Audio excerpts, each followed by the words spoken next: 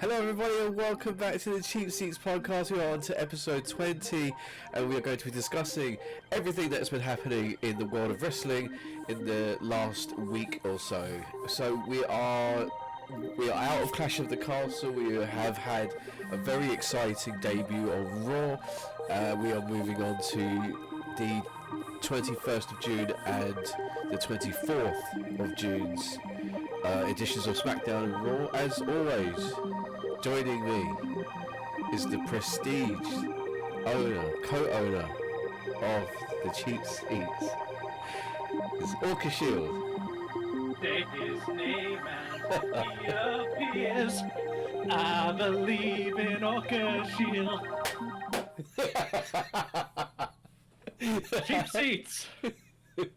Let me hawk to ya. Oh, we gotta get that in there. That's brilliant. I love that. I was ready as well. I was like, yeah, I know when the clap is. What a debut though. Like, that was great. The pop he got is more than most of the actual talent on that brand. Isn't that saying something? Isn't that saying something? As well. I love it when stuff like that happens. But we are truly opening the forbidden door. Oh man, it's an exciting time to be a wrestling fan. Honestly, if you fell out of love with wrestling, I don't blame you. I know exactly why you did, and I don't blame you for it. But all we can say is that the last, well, I would say six-ish months have been progressively getting better and better and better and better. So, with that being said, Joe Hendry did turn up on NXT. He was, in true sort of shithousery fashion, he was immediately eliminated from the Battle Royal that he entered. But that's all part of the thing. It's, you know, it is all part of it. They're not shitting on TNA. It's just part of his character. He chats a lot of shit and gets his shit pushed back in. It also led to the part after the match, which we got an exclusive off, where he goes behind the curtain and says, he like has a go at Shawn Michaels, saying, "Did you set that up? That was 24 on me." And this, that, and the other. Yeah. And he goes, "I'm Joe Hendry. I can turn up at any place, any show, anytime." Yeah. That's brilliant. And Shawn Michaels just leaves it with, "I believe." Yeah. Excellent. Yeah. So who knows? Joe Hendry coming to a SmackDown near you, maybe. Who knows? I hope so. I just, all I hope is that wherever they choose to put him on the main roster, they know his gimmick, like they know the song and everything. Because a lukewarm reception is not ideal for imagine the parody he could do on like Logan Paul or something like that. If they let him keep that sort of stuff that he does. But he's a heel though. Well, he's technically a heel, so. I don't know. I would like to see more of Joe Hendry, and but speaking of what we want to see more of, let's go straight into the opening segment for SmackDown that was last week, and that was CM Punk quite rightfully opens the show in his hometown of Chicago. Yep. Chicago crowds are always, well, I would say they're known for being quite rowdy and whatever, but you know, we've seen what France can do. Rowdy when CM Punk comes in. Yeah, it is. Yeah, so Punk opens the show. Quite a good promo. He talks about Clash at the Castle.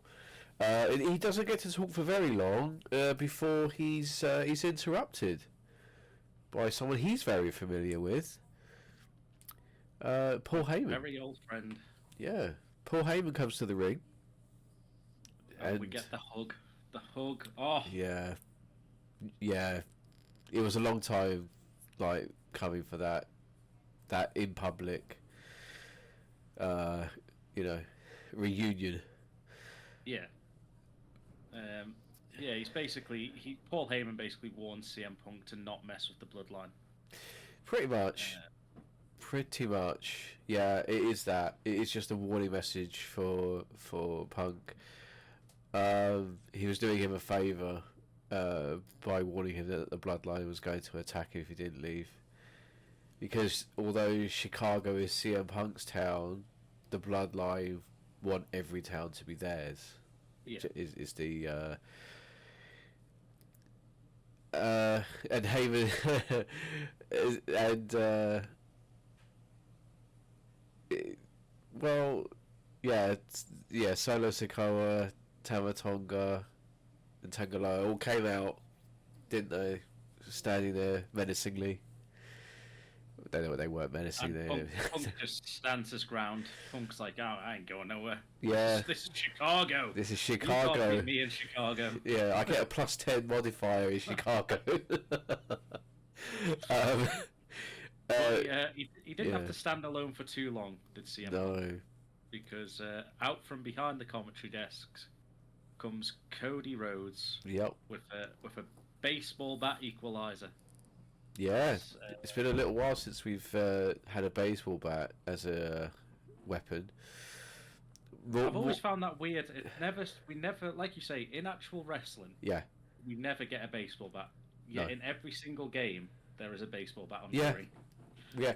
Well, I mean, we've got Sting to thank for that. Yeah. Yeah.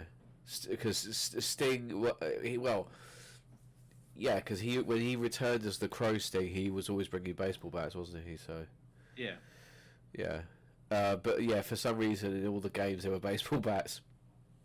Never saw one on TV. Very strange. But I want just a little thing here that Paul Heyman does do is he says that if Punk is leaving, he wants Punk to take Paul Heyman with him. Which leads you to believe that behind the scenes that Paul Heyman is being abused somehow by the rest of the new bloodline.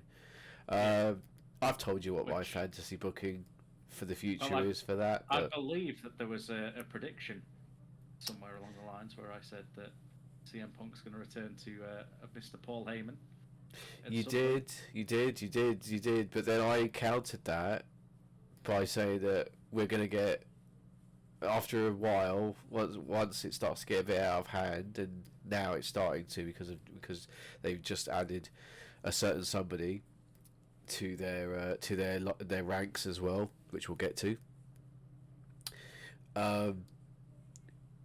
The bloodline, they're going to run into the real tribal chief eventually, and he's going to wonder why his wise man is no longer part of the faction, which I think is going to lead to a War Games match between the old bloodline and the new bloodline. Or a Paul Heyman on a pole match. I mean, they did have Judy Bagwell on a forklift, so... Custody of Paul Heyman. You never know. Custody of Paul Heyman ladder match. Just redo the Dom side.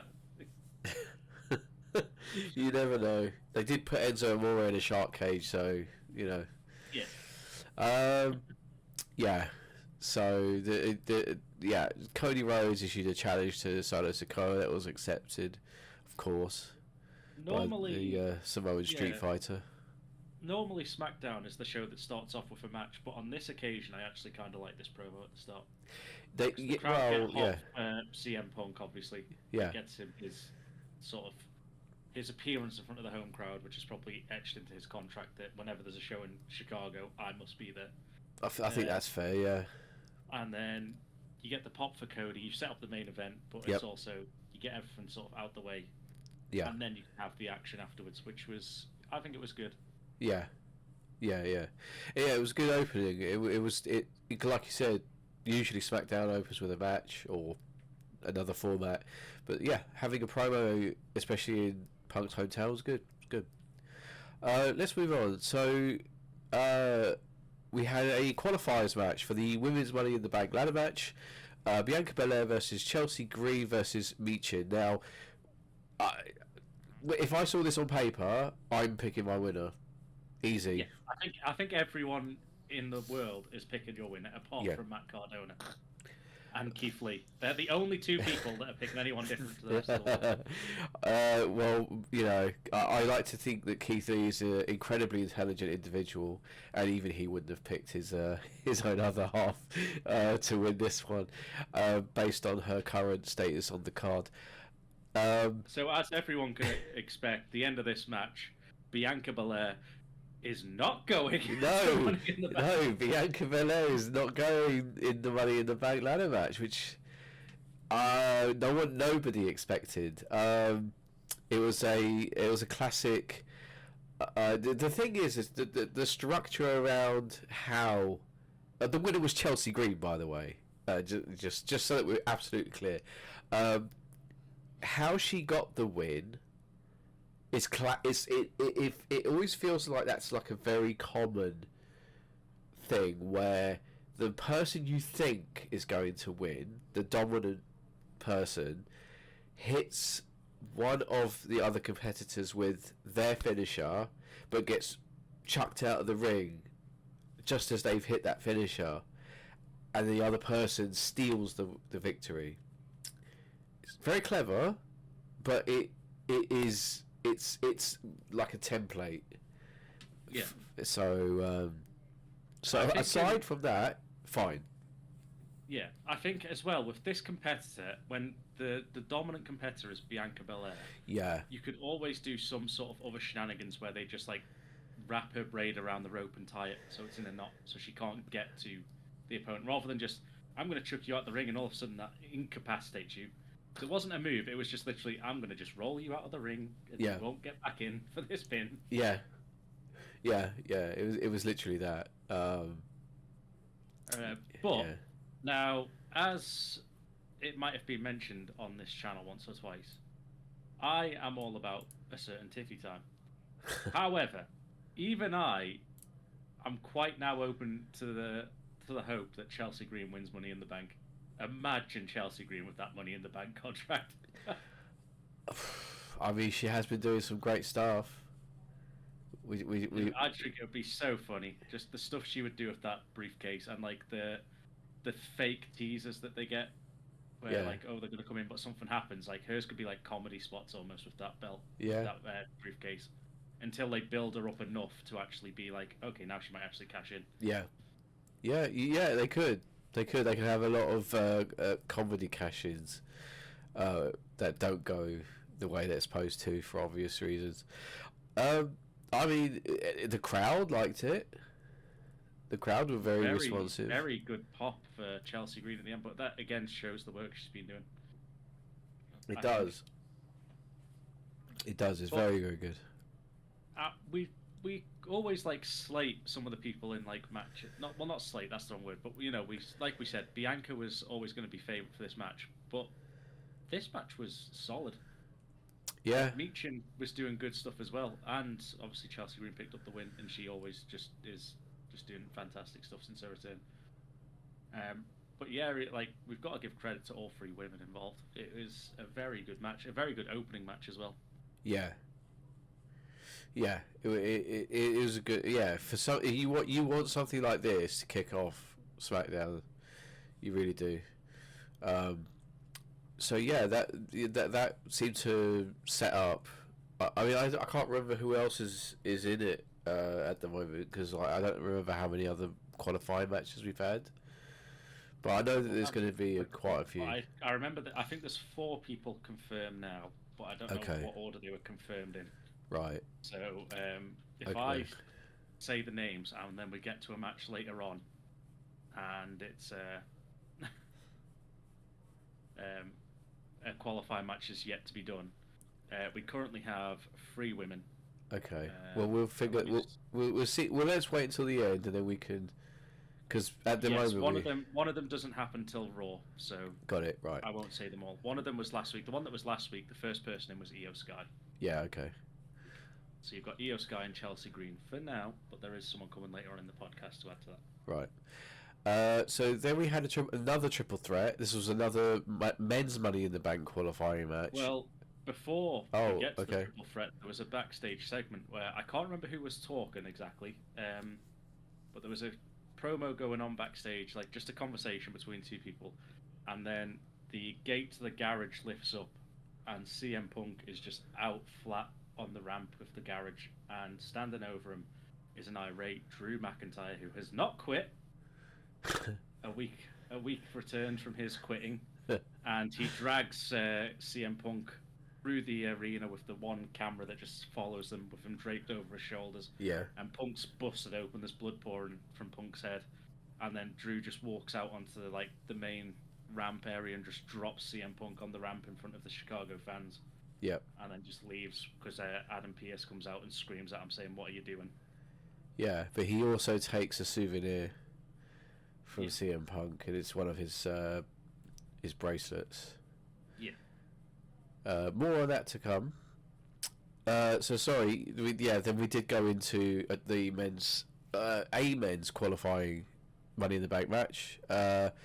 Carmelo Hayes versus Randy Orton versus Tama Tonga, and just like the other match, you would say, well, I think that Randy Orton's going in here as a last hurrah Money in the Bank. But we can be wrong about these things. We can be wrong, and we were. We were wrong. Carmelo Hayes goes into the men's Money in the Bank ladder match, which is absolutely the correct decision. It is. He's Absolutely done fantastic things since he got called up. He is a natural high flyer, which makes him a perfect fit for a ladder match. Yeah. Because there's going to be high spots, there's going to be all sorts of stuff, which in a way I think is why Randy didn't get in this one. I think Randy does need that one last, maybe even give him the world title at some point, so he is the out and out. I've had it the most times, because I think he does deserve it. And obviously the person that's now booking the show can't get that one because Triple H has been ruled out completely, so he can't. And he wasn't level because I think it's Ric Flair, Cena, and Orton, isn't it? Isn't it them three? I don't even know if Orton is in that conversation. I know that it's definitely Cena and Flair are joined at 16, but I don't know if Orton is. I don't know if he's. But the way that Flair's being at the minute is obviously I don't think they want him. Right. I don't think Cena's going to get another shot at that belt because he's now Mr. Hollywood and he comes back for his one match a year. So if there's anyone else up there that can currently just take it and be I am an out and out the most, I think it is someone like Randy Orton that deserves that because he has done nothing but be a WWE guy and been just an absolute carry for this company for years, even through the whole Vince era of terrible booking. It's just been Randy Orton. It's not been great. Yeah, but then also going back to this match, if you said to me these three men were in this match, like you say, obviously if we take Randy Orton's back into consideration, you don't want him in a ladder match because if he falls off a ladder wrong, he's back on the shelf or whatever. But then if you don't go for that, you go, this is a triple threat match, there's no disqualification, in comes Tama Tonga, you're going into Money in the Bank because the Bloodline are going to come down, and that's going to be it. And then to get Carmelo Hayes just taking it is just fantastic. Yeah. He's the one that everyone kind of goes, I think they'd like to see him, but in the Money in the Bank, but they're not sure. But yeah, he although we did get Kevin Owens and Tonga Loa fighting at ringside, causing not a DQ, but a distraction. Which allowed Carmelo Hayes to schoolboy Randy Orton for a surprising victory. Yeah, so it's not like they've made. I don't know because it's obviously Randy's still involved in the Bloodline thing, but it's not like they've gone, all right, Carmelo's now beaten Randy just clean. Yeah, Carmelo's had to use sort of dirty heel tactics to get a win over someone like Randy Orton. Yeah, but it's still a step in the right direction because on the it's a saying in football and in other sports. It's no one's going to see that on paper. The history books are just going to show Carmelo Hayes beat Randy Orton. Yeah. There's no little asterisk that says with cheeky roll up. It's just Carmelo Hayes has beat Randy Orton. Yeah. I think WWE 2K24's crashed. Yeah, it looks like it has. They're just standing. I don't know when that was. It was a couple of minutes ago. It's fine. So, yeah, the Orton does the best stuff that he normally does, which is his double suplex into the announce table. Yeah, that's always good. Did we? We did have a in-ring promo after that. We did. More story progression. Yeah, it was more story progression. It was LA Knight, who's been absolutely harassing Logan Paul for the longest time. He came out to the ring and called out the United States champ. But he didn't get Logan Paul. He got, as Carlito would say, Santos Escobar. Because all of a sudden Santos has just inserted himself into this. Yeah. We say it every week that they've got nothing for that poor man to do, and now he's just... Can you go out there, please, and just... But I'm not in... I've got a feud with the LWO and all that stuff. And no. You just go out there. Yeah. Speak to LA Knight. Have a bit of a brawl. It'll be fine. Yeah. Yeah, they have a little chat back and forth, and then Santos obviously says stuff to LA Knight. LA Knight is his usual cocky self. Starts off with a brawl, which LA Knight is getting the on top of, because obviously it's LA Knight versus Santos Escobar, and well, they should be having a very close fought contest. And the way things are going in kayfabe terms at the minute, LA Knight is just levels above. So LA Knight gets on top pretty easily, but he gets jumped from behind by that one lucky punch from the Maverick. Yeah. The Maverick takes down LA Knight and just drops him in the ring. But which is still, again, it's the story. I can't fault the storytelling from WWE, because it's been fantastic, as you said earlier on. In recent months, the storytelling has been perfect in every thing they do. Yeah, they've done very well. Feels like they've almost started a bit too soon on a few of their feuds, and they just don't know what to do with them. Like the Drew and Punk one, obviously they've done the screw job in Scotland. Yep. They've done everything else because they're trying to get that to go to probably SummerSlam, where they can have their match. The same with this Logan Paul LA Knight one, was started what feels like an eternity ago, and they're now just trying to draw it out to get to SummerSlam, because it's like, okay, Logan Paul's jumping LA Knight, so that's going to be on Money in the Bank. Nah. That's not on Money in the Bank. We've already got the 5-card match for Money in the Bank, which we'll get to at the end of this. Yeah. But so it's not on that, which means they're going to keep this them pair just brawling and doing these weird promos with each other. Yeah. Right up until SummerSlam, where it's in Logan Paul's hometown. Right. And it just feels like at times, while the storytelling's been good, there are some stories which they just cannot seem to help. Like this one, especially since Logan Paul, every time he's in a match, we say he's one of the best in-ring talent WWE have, annoyingly so. Yep. He is just fantastic. But then, because of him being a YouTuber, a social media star, doing all this other stuff with Prime, although he's on a WWE contract, he's not there. He's not there every week. Yeah. Which is similar to Roman Reigns. I'm not putting Logan Paul in Roman Reigns' bracket before anyone comments, but it's a similar situation where Roman Reigns was away for a long time. He'd come back as this final boss figure, which was good. That's what played into his character. Logan Paul can't do that, but he's still just away. I'm going to show up, jump someone, not have a match on televised or to normal televised shows, and then I'll just rock up for a pay-per-view every now and then. Yeah, it's not good, is it? I think we are coming to the point now where LA Knight's heat, when he was white hot, that's gone. That was this time last year. He was absolutely white hot. You could have let him do anything, and he would have been cheered. Yeah. And then they're letting him burn out.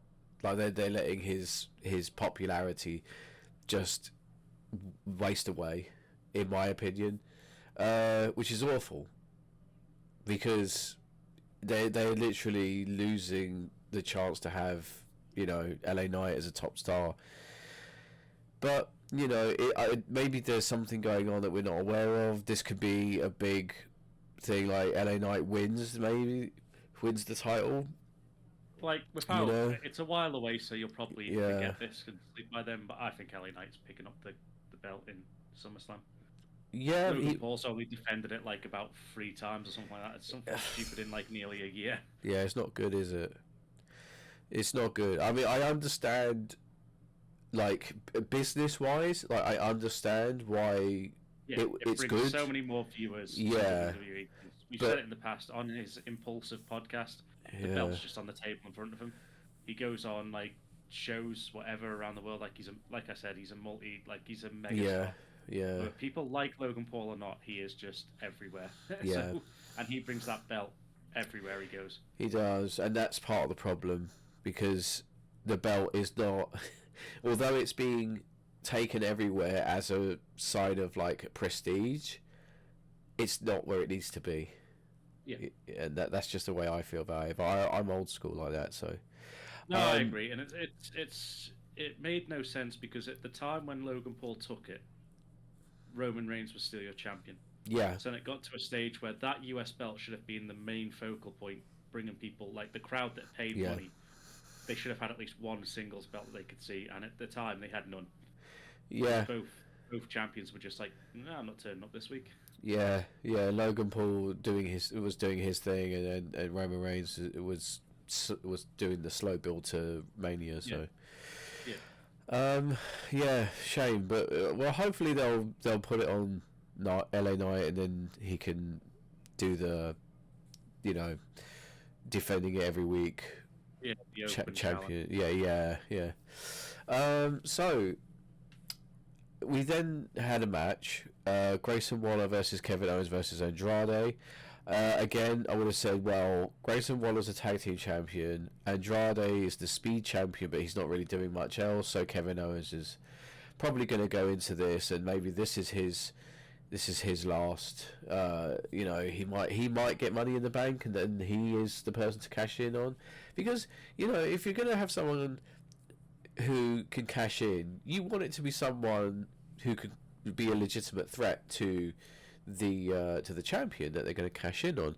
And of course, you know, as with everything else at the moment, Andrade won. I think is like you brought at the start. If you had the best way to describe this match is if you brought Cookie Monster out and he was just like, one of these things is not like the other things. One of these things doesn't belong. Yeah. Because why is Grayson Waller in this match? Yeah, exactly. Tag team champion that's just gone, yeah, you can go in that. Why? Don't get me wrong. If they weren't in a tag team match, if they weren't the tag team champions, I would have loved Grayson Waller to be in this match. Yeah, because I think him with the briefcase, shithouse heel. Yeah. Because like you say, there's 2 ways to go with Money in the Bank. Yes. And one of them is to have a legit challenger. Yes. It's going to make a valuable, like a decent champion come the end of whatever story they build. Yeah. Or it's your way to strap a mid-carder with a rocket and go, bang, you're in there. Yeah. Like even like a lower mid-card one, because if you got someone like Austin Theory, for example, when he won it, he wasn't ready for the main picture, but because of the terms and conditions of Money in the Bank contract, where you can be that slimy heel, you don't have to be the strongest, you just have to be the smartest guy in the ring. That's right. If you wait until someone's in like a last man standing match and 2 people have beat the hell out of each other, and you suddenly go, I'm cashing in now, you don't have to be stronger than your opponent, you just have to be like, he's already weak, I'm going to win. Like, and again, like I said earlier, in the record book, it's not going to say only got it from beating a already in-ring champion. It's like Austin Theory was world champion. Yeah. Obviously, it wasn't because of other shenanigans, but so it can be used to that if you get like a good mid-carder that you can strap this to and then like propel to hold the belt for a long time. It can be like a transitional champ if they needed to be, but at the same time it can give you good storytelling of like all of a sudden there's someone that shouldn't be in the main picture that's just like slooping around, and I think that only works as well if they're a heel. I don't think like a babyface mid-carder is believable, because they're normally going to be the type that's like, I could cash in here, but I don't want to because I'm a good guy. Whereas the heel's going to be the smart one that's, like I say, is just going to wait until someone's flat out and just all of a sudden their music hits and bang.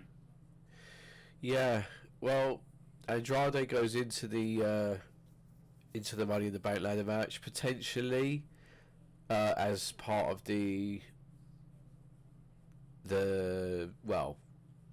high flyers part of the match. Yeah, I'd still class them as that. Yeah, we get some crazy ladder, Arabian moonsault from the ladder to the outside thing going on there, maybe. Quickly moving on then. Cody Rhodes versus Solo Sikoa. Yes. But before they hit the ring, or before they went out to the ring, Sikoa told Heyman that Roman Reigns was never coming back. Now, what do you suppose he means by that? I think we're getting to the point where we, as an audience, know we can see that he's lying at this point. Yeah. It's sort of that, like, we know he knows, but he doesn't know that we know that he knows. It just keeps going. Yeah. But then, so yeah, I think that it's mind games. It's the manipulation, because you could see I know we don't talk about it because it's Paul Heyman, but can we just say how good of an actor Paul Heyman is? Yeah, he's playing his part. His very facial well. expressions and everything. He genuinely looks like he's like fearing for his life. Yeah, that's what Solo I mean. says Roman's not coming back. His face just drops like he's. Yeah. Like all hope is lost. Yeah. Yeah. The match doesn't really take place, really. No, it's more of an angle for what comes right at the end. Yeah. So Cody Rhodes, he attacks Sikoa first. He throws him into the steps, and as expected, the other two, the Bloodline, they show up very quickly and cause a DQ after a few minutes. Again, we're going back to the same old shit. Randy Orton, Kevin Owens, and Cody Rhodes are, well, Orton and Owens go to the ring to help Cody Rhodes. Then there was and they're having the fight, and the baby faces are starting to get their comeback. Yeah, Randy and Kevin Owens basically take away Tama Tonga and Tonga Loa Step. Yes. They brawl away from the other two that are fighting. Yeah. And then we get another new member of the Bloodline. We get Jacob Fatu. Jacob Fatu makes his debut to absolutely pummel Cody Rhodes. He did, yeah. And do a massive splash off the top rope through the announce table to Cody. Yep. Yep. And big super kicks all round. Yeah. That's so Fatu basically wipes out all three members. He wipes out Orton, Kevin Owens, and Cody Rhodes, making him look more of a legitimate badass than Tango. Yeah. But he was meant to be this new bulldozer, and then Jacob Fatu's coming and just going, nah. I'll show you how it's done. He looks good. Doesn't say on SmackDown, but after a house show, later on, and I'll say this now because it sort of ties into this. Yeah. Cody Rhodes was in the main event.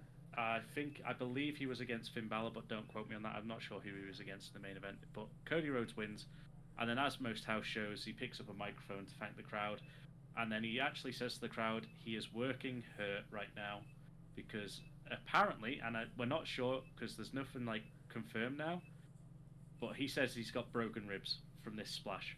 Now, whether that's legit broken ribs or storyline broken ribs to make him look like a weakened babyface hasn't been confirmed yet. He basically says in this house show that WWE told him to take this weekend off and rest, and take next week off and rest. And he said there's no way in hell he's missing Madison Square Garden next week. Okay. So why couldn't he take this week off? Well, he meant the Saturday. He wanted to take the house show off. He said he didn't want to let the fans down because he was already booked. and then he didn't want to. He's not missing Friday because that's Madison Square Garden, which is the holy grail for wrestling. Well, So, the card is always subject to change. yeah, so that's why to most people it's like it's just a work where it's like, oh, he's hurt, he's got this. Because surely there's going to be protocols in place. If he's got broken ribs, there's no way they're letting him take some of these balls and risking Cody Rhodes. No way. There's the problem. Okay, so right, taking one step back out of the world of professional wrestling for a moment into reality. If you've got broken ribs, there are so many dangerous complications that can come with having broken ribs and then continuing to do a sport where it's either a contact sport or an impact sport. You can end up with punctured organs, ruptured organs. It is not safe. Just full stop. Put a full stop on the end of that. It is not safe to do anything like that with broken ribs. I would just say end of story. I would just say we don't have to even say contact sport or stuff. If you've got broken ribs, just rest. In general, just rest. But my point is even like just to sort of definitely not. Yeah. He has not legitimately got. But again, Triple H, since he's took over, he's got this new way of doing things. There is no such thing as a coincidence. And we know within hours of these house shows taking places, people with the camera phones upload it to YouTube. It's already out there, and they always record the after show message. Yep. Always, and they know people will be recording. And Cody saying I'm working hurt because I got busted ribs because of what happened on Friday is perfect, because they're like, look, that's gonna circulate now, and it's gonna create like, hasn't he? I don't think he has though, because it just wouldn't be it wouldn't be right. It wouldn't be right, and he'd be foolish. He would be legitimately potentially ending his life or career by continuing to do what he does. I mean, how can you? I know that Undertaker he worked hurt a lot, but that's Undertaker. Like that's a different time under a different regime. There was a lot. There was a lot of difference. As we'll get to it in a short while, there's someone that works dead. Okay. Let's move on very swiftly then to Monday Night Raw. We had last week. We had everyone who cared was waiting for this. Last week we had the debut of the WyattSicks, spelled SICKS, with a 6 on the end, so it's 6-6. 6-6. No, I get what they're doing. I get it. It's a play on the word, but very cool. We know who pretty much everybody is, and what characters they're supposed to portray. So that's also very, very cool. But I'm just glad to see it come to life. This has been something I've been waiting for since August last year, when we found out that Bray Wyatt passed away. I've been waiting for something like this, because if we think about it, his last match was at WrestleMania with LA Knight in that weird Mountain Dew dark match. Yeah, the Mountain Dew dark match, which just reeks of Vince bullshit. Just absolutely stinks of Vince bullshit, right? We had a sponsorship. We needed to get a Mountain Dew match in there. So who can we book in a dark match for Mountain Dew of luminous gold? Well, LA Knight sells, but then we're gonna put Bray Wyatt and the Fiend, and that doesn't really fit his. Fine, fuck it. Yeah, Bray fuck Wyatt it. Fiend in sparkly green paint. Yeah, with like dark light, but again, like with everything that Bray did, he did his best with it. and Uncle Howdy did the Shane McMahon big elbow from the top of a structure to finish the match. Like, fair enough, you know, it meant nothing. It was a nothing match, except for the fact that it was the last time we would see Bray Wyatt in a competitive match. It was basically the angle to get Uncle Howdy on TV because he does the jump at the end off the match. That's all that match was for, and obviously the money from Mountain Dew. Yeah, the big Shane McMahon elbow. Fucking Mountain Dew, I swear to God. So I want to hate it, but I also love Mountain Dew. So I know. I love Mountain Dew, but I don't. Yeah, just that thing, right? So, starting off Monday Night Raw, we have Drew McIntyre comes out to basically talk about what he did on SmackDown. Yeah. I don't feel like this was one of his best promos. I think he got lost a few times because he repeated himself a few times as if he forgot what came next in the script. So he thought, right, if I go round a bit and say that bit again, will I jog my memory? And he missed it, and he was fuck. So he went around again, and it's like, Drew, you said the same thing 3 times now. Move on, like, you know. I know he's trying to make a point, but I think he genuinely forgot. It was like, whatever you do, don't forget this bit, and I think he forgot. Yeah. I think he forgot. So, but he talked about the fact that he took CM Punk, beat him really badly, made him bleed, dropped him on the ramp in front of his hometown crowd. Then he just inserts himself into the Money in the Bank ladder match. Okay, well, I'm fine with that.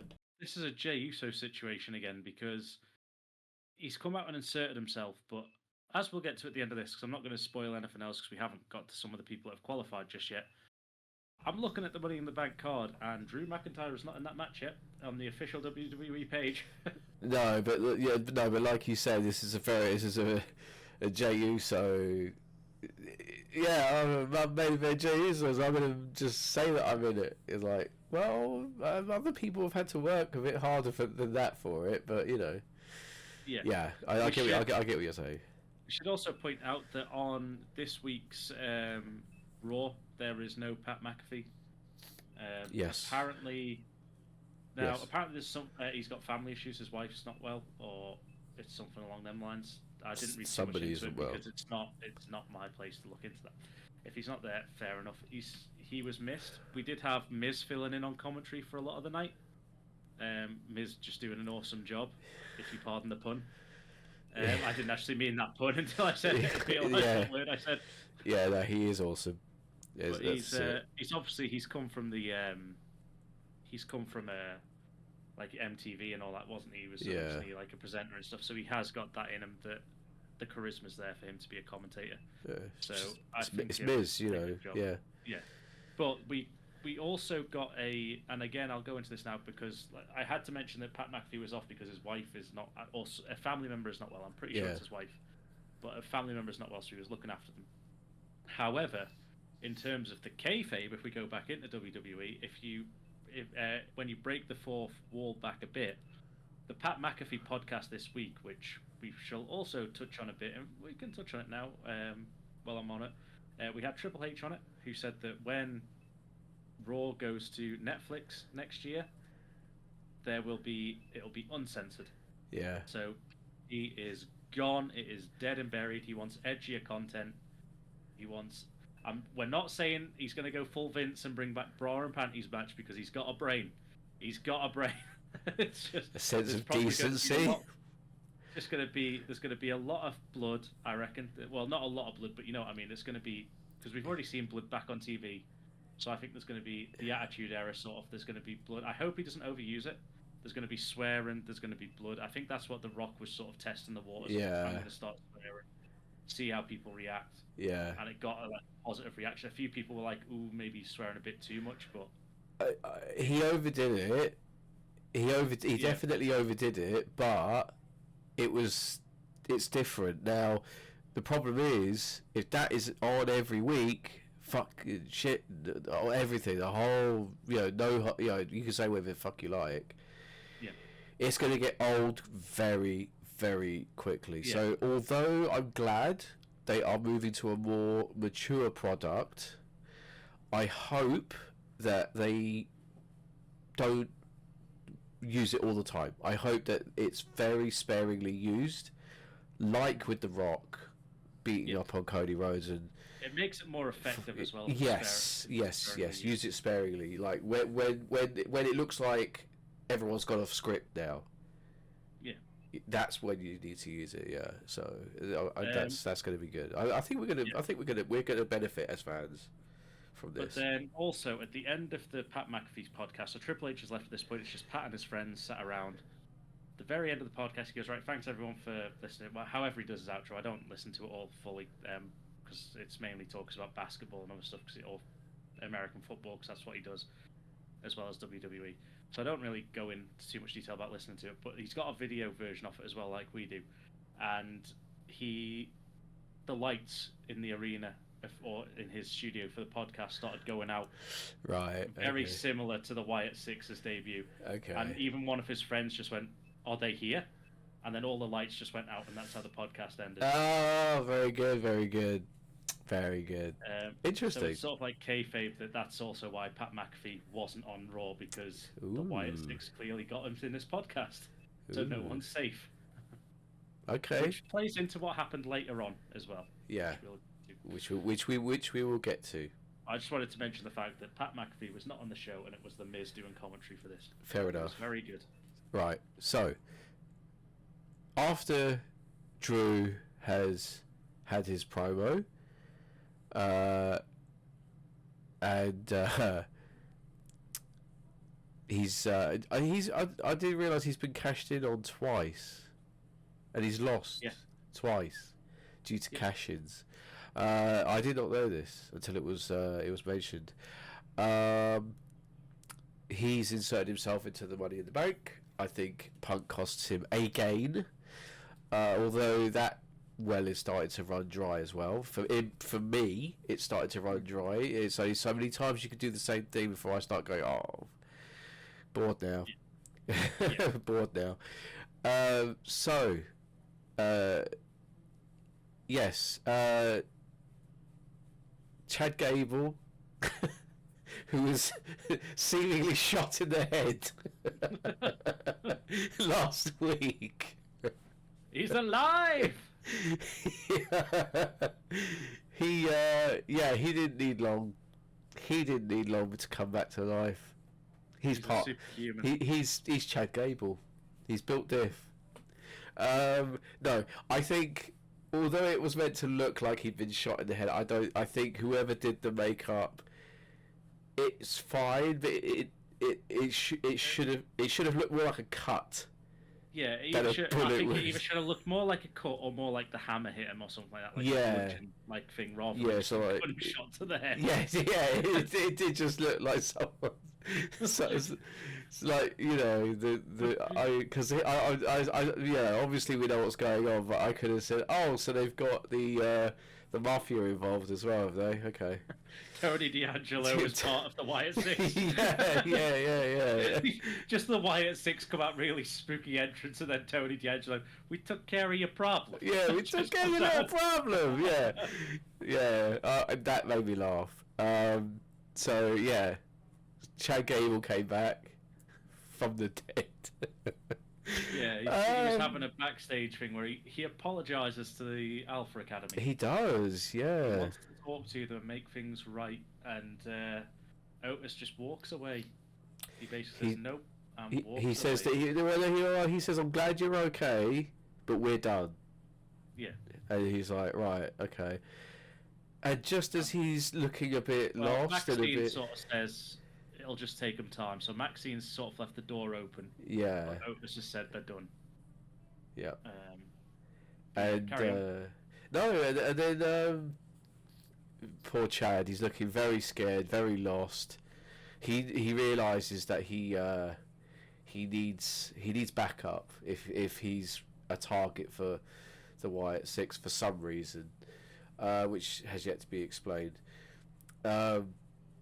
He was surrounded by security as he got to the arena, and we might have seen the flowering buds of the Alpha Academy 2.0, which you have quite rightly booked in many other videos. Yep, he turned around and seen Brutus and Julius and Ivy Nile, who asked him if he's okay and if he needed anything. He walked away, Chad, for now. Yeah. But as we've seen, he has had that shit-eating little grin on his face, which we know he's a master manipulator. Yeah. So maybe him walking away was just to get the Creed brothers a bit more like, maybe we should give him a chance. Yeah. Yeah, maybe. But the thing is, they're less likely to take his shit. But they're also not losers. So, moving on, we have our first match of Raw. Who does the better running attack showdown? It's Braun Breaker versus Ludwig Kaiser. This again was a match which WWE sort of, I think they booked more with the angle at the end. Yeah. But it was a match which they booked, and at the minute, Ludwig Kaiser's looking incredibly strong since they kicked out Giovanni. He's doing great things, and he's got that little promo where he's like, I just break people's legs and whatever body part is on the steps, I guess. He basically just thing. Also, I want to point out that something we missed a few weeks ago, but I did see, because he put a video up. We said, as a joke, imagine if Ludwig Kaiser came out on the Friday Night SmackDown when Germany were playing Scotland in a German shirt. He did, and he came to the ring going 3-0 to the Scottish fans because Germany were 3-0 up at the time. Oh, no way. There was video footage of him doing it. Oh, excellent. Germany shirt. Oh, that is excellent. Oh, that's brilliant. Anyway, back to the present day. Yeah. So you had a match where Ludwig Kaiser's looking strong. Braun Breaker is looking incredibly strong. Yes. It's also going to be your... it was already announced. This isn't something that's in this match. He's the next challenger for Sami Zayn, which is at Money in the Bank. So Braun Breaker? Yeah. It was announced last week. It's on the official page as well. We could book the finish of that right now. We can book the finish of that right now. Breaker's not... Sami gets snapped in half. Yeah, but he's not losing the belt. He's not losing that belt. Not yet. Not yet. And you know why? Ludwig Kaiser and Sheamus are going to interfere in some way, shape or form, and they're going to fuck their match up.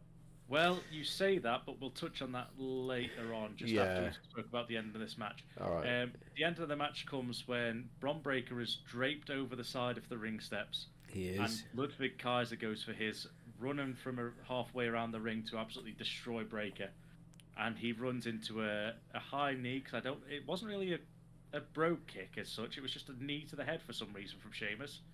Whose finisher is literally something where if someone's running towards him, he can just kick them. But no, he went for the knee for some bizarre reason and just takes out Ludwig Kaiser. Right. Which forces the DQ. So Ludwig Kaiser has beaten Braun Breaker. Without that little asterisk on paper. Yeah. It just says Ludwig Kaiser has beaten Braun Breaker and given Braun Breaker his first defeat since joining the main roster. Yeah. I'm pretty sure that one will say by disqualification. Yeah. But yeah. So Ludwig then gets back. Oh, well, as Ludwig he's flattened. Braun Breaker gets up, realizes he's lost because of Sheamus, so he just attacks Sheamus as well. Yeah. Which starts a brawl between all three men because Ludwig Kaiser gets back up and tries to get back involved. Sorry, but there's a part in this match which I'm not sure about which part it is that actually happens, but the part I want to touch on is we said that Cody Rhodes has the work, we think, injury because it's obviously broken ribs. Yeah. Apparently Ludwig Kaiser was legitimately hurt in this match. Right, okay. In the aftermath. And I'm not sure if it's when Sheamus goes to pick up Ludwig Kaiser and then Breaker spears underneath and he lands awkwardly, or it's when he gets chucked into the ring apron from someone. Okay. But apparently he is legit hurt. So hopefully it's a speedy recovery. We haven't been told what injury it is. Yeah, it is a legit injury. Hopefully nothing too serious. Yeah, and that's the other reason why I didn't say it earlier on when the Cody Rhodes thing happened, but I don't think that the wrestlers say what their injury is unless it's a work, really, because literally even WWE haven't come out and said he's hurt this part of his body. It is just he is injured. Okay. There was a backstage segment after this match. Damian Priest, the Judgment Day, getting fed up with Liv Morgan. More of Liv Morgan's shenanigans. Priest tells Dominic Mysterio to finish things with Liv Morgan immediately. Then he gets the rest of the Judgment Day, Finn Balor, JD McDonough, and Carlito. I still can't believe that Carlito is in Judgment Day. Like, what? What? Like, I'm so confused. But yeah, they get him to do something about Braun Strowman, apparently, who has dominated in recent WWE weeks. just need to jump on what is hot right now. Edgier content can start, and I want Carlito to come out to his old theme, but I just want the opening to be I hocked her in the face of cool. just do the mashup, WWE. Book it. I'm pretty sure that that's already out there. I'm pretty sure that already exists. We had another triple threat match. We had Lyra Valkyria versus Kairi Sane versus Shayna Baszler. Anybody who has been watching these three for the last couple of months will be able to determine the winner just by looking at it on paper. Now, I know we've thrown a few curveballs with the results in the past, but I can assure you that this one goes absolutely the way that you would think it does looking at it on paper. Lyra Valkyria defeats Kairi Sane and Shayna Baszler. Yeah. There's a couple of things this way. One, the match is actually good. The three women put on a great show in this one. It's a very good match. The finish isn't as straightforward as you think, because it's not just like Lyra looks insanely strong. No. Because it's actually Kairi Sane does actually hit her elbow drop on Shayna Baszler, yeah, and then gets up into the Nightwing and gets laid out that way. So it's not like it was, I've done a move, I'm going to chuck you out and pin the person you've pinned. It is literally it was a nice finish. It was a good sort of fluid liquid wrestling. They went together really well. And I've said this, and we've said this about the men's match, and I've said it in the past because I love Kairi Sane, and I wish we had the Sky Pirate Kairi Sane back. But yeah, I just think in a ladder match, Kairi Sane is the better option. But I know why they haven't done it, because Io Sky's in it. You don't want all of damage control in your ladder match. Yeah. But if you have a ladder match, you put Kairi Sane in that match, she will jump off anything. She is going to hit that insane elbow from the top of a ladder outside the ring. She is just suicidal when it comes to that stuff. But it's in a safe way. I'm not saying she's like Jeff Hardy, I'm going to hurt myself. No. Or an Edge where she'll jump and go, I suddenly don't know how to rotate my body, so I'm just going to spike the floor. And literally the first thing you learn in primary school is bend your legs. Edge didn't. No, he didn't. He's lucky that he was only injured so much. So yeah, Lyra Valkyrie wins and goes into the Money in the Bank picture. So I think there was a lot of backstage stuff next. Person. That was the last person we have. So when I said we'd hold on until after everyone's been in. So far we have Io Sky, Lyra Valkyria, and Chelsea Green are the three women confirmed for Money in the Bank. Right. After that, we had a lot of backstage stuff. We had some backstage. More Judgment Day stuff. Yeah. This is another thing that is beginning to wear thin with me. I'm starting to lose interest in the whole Judgment Day group and dynamic, only because while they've been very, very good at doing what they do, it's started to become a bit non-uniform. Yeah, and I also feel like if you're in a faction, you should be strong. If you look at the other factions, you've got the Final Testament are now starting to look quite strong with the AOT and Carrying Cross. You have the Bloodline 2.0 looking incredibly strong. Even though we do sort of, or mainly me, I know it's mainly me that says this. I moan about some of their finishes always being the same if they all interfere. I just want them to win clean at some point. Then you've also got the WyattSicks have now just debuted, who are going to look absolutely dominant. Judgment Day are looking weaker and weaker because there's there's no unison. That there's just the bits backstage. So a faction that should be looking strong doesn't at the minute. Yeah. So just to touch on what actually did happen backstage. So Bron Breakker, he gets pissed off with Raw General Manager Adam Pearce. For Sami Zayn basically comes out and says, "Yeah, I'll fight you anytime, anywhere." And Breakker went, "Okay, money in the bank, bitch." Walks away. Adam Pearce says, "Yep, you can have that one."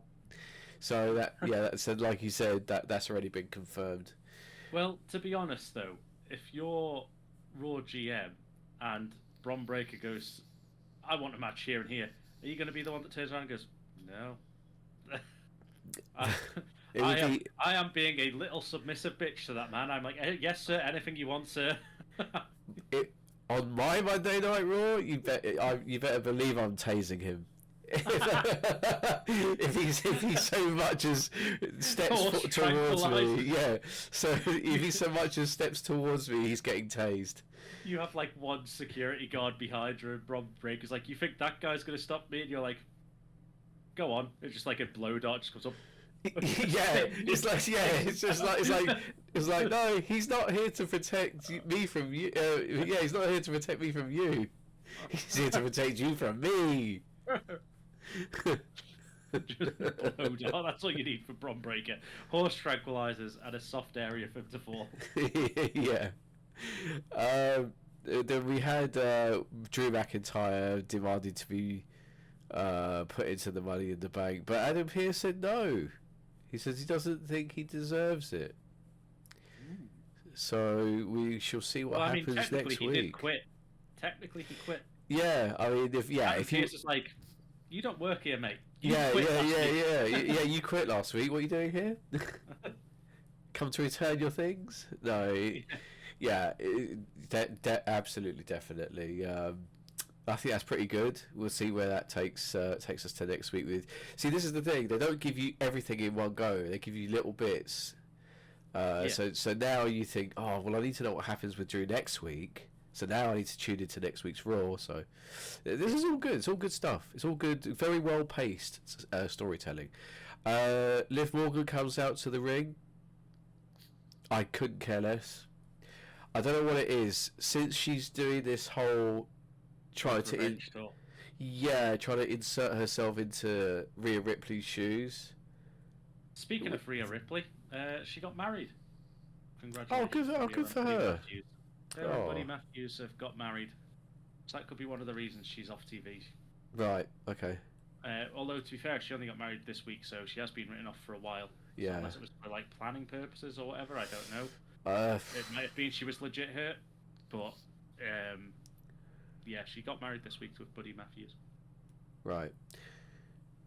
So, with that being said, I've not been a fan of this Liv Morgan inserting herself into the into the picture with Dominic Mysterio, where the it's the last time I'll bring it up, but because obviously it's a relevant trending meme right now. But we did get the video of Liv Morgan with the belt, and she did the hop to spit on that tang, and just wiping it clean on the belt, and then just walking off. Yeah, unfortunate. So the girl who actually hold on. So the girl who actually was in the video, she actually lost her job. Yeah, because it went viral. She's made a lot of money. She has made a lot of money because she's already selling merch on the stuff. Right. Okay. It's funny. In about 3 months' time, we won't be laughing about I it don't. anymore. I don't think it'll be 3 months. I reckon it'll be like a month. Yeah. It's one of them flash in the pan things where it's great now. Yeah. But yeah, you do feel sorry for the girl that has that. I said this, and we are getting a bit off topic from wrestling here, but I've said this before, that employers should be able to go, you work at work, and outside work you can be human, weirdly. Yeah, yeah. What she said wasn't like offensive to anyone's culture. It was literally, she just said something well drunk that was to an interviewer that was obviously asking these like perverse questions. He was asking, honest, he knew what he was doing. Yeah, it wasn't like, oh, I didn't mean that. No, you definitely meant that, mate. You definitely meant it. Yeah. But to me, she didn't say anything offensive. It was, obviously we've all laughed about it, and it's become like a worldwide meme. Like, she's doing what politicians fail to do, which is uniting countries. Just everyone's just for the hot tour girl. But I don't think she should have lost the job for it. I feel like any sort of employer should be like, okay, yeah, if you did it in work time, maybe, if you're teaching kids, then you're out the door. But if it's a weekend night, they shouldn't be allowed to fire you for something outside of your contracted hours of employment. But that's just me. Well, yeah, that's why I'm only a manager now. Well, you're only a manager now. Can I have a job? So yeah, Liv Morgan comes out. Go back to wrestling. Liv Morgan comes out. She's chatting a load of stuff. She wants to give Daddy Dom some gifts. And Zelina Vega. Yeah, she got involved from out of nowhere last week. She got involved in the match last week when the Liv Dom angle sort of was going on again, and she's the one that pushed Liv on top of Dom. Yeah. So that's how she now was a title shot, or wants a title shot with Liv. Yeah. I mean, to be fair, some of the stuff Zelina said made sense, because she was like, I don't care about your revenge tour, I care about that title, and that title deserves more than what you're doing with it, sort of thing. So you can't disagree with Zelina. It's similar to what Drew's doing. When Drew's telling the truth, that's all Zelina did in this promo. Yeah. It was just, I'm going to tell the truth here, and I care about that belt. I don't care about you, and I want a title shot. But again, is Zelina Vega going to be the one that dethrones Liv Morgan? No. Not at this stage. Not at this stage. When they're expecting Mami to return for SummerSlam. Yeah. Rey Mysterio got involved. Yep. Obviously with the LWO, so he had a right to be there. But weirdly, Dom also got involved, even though he's not enjoying Liv's attention. Yeah. So. Yeah, he pushed Rey Mysterio to the mat. Yeah, he pushed Rey, so we're going to get Rey versus Dom again next week. That was goodness sake. Raw. I really can't be fucking bothered with this shit. Which is going to be another match of Rey not wanting to touch his son and get him beat. Yeah, pretty much. It is. That's all it is. I'm so bored of this whole thing. It continues the storyline between Liv Morgan and Dominic Mysterio, but I just don't care. There's very little that can make me care about whatever happens to these two clowns. Where are we now? I'm lost. We then go to a triple threat match for the men's Money in the Bank ladder match. That's right. And again, we can get Cookie Monster out here, because one of these things is not like the other things. You had a big beefy man in Bronson Reed, who has dropped the big. He's no longer Big Bronson Reed. He's just Bronson Reed now. Thank God for that. Apparently, the audience of WWE have grown eyes and didn't need to be told that he's big. Yeah, I know. It's so Big Bronson Reed. But he's 4'2". Oh, we get it. That's the gag. No, this guy's legitimately massive. It's we don't need to be told. Yeah. So we had Rod Reed, we had the monster among Latinos in Braun Strowman. And then we had Chad Gable, who's returned from the dead. Yeah, from a devastating injury. He's gone, you know what, last week I got shot, but I can take on Braun Strowman and Bronson Reed. At once? Not even a gauntlet, not even like one after the other, at the same time. He's like, I took on Death and I rolled him up and won. So you guys, you two schmucks haven't got a chance. Oh fuck! So the website I'm reading this off is saying. I may just see this WWE where the dead wrestle.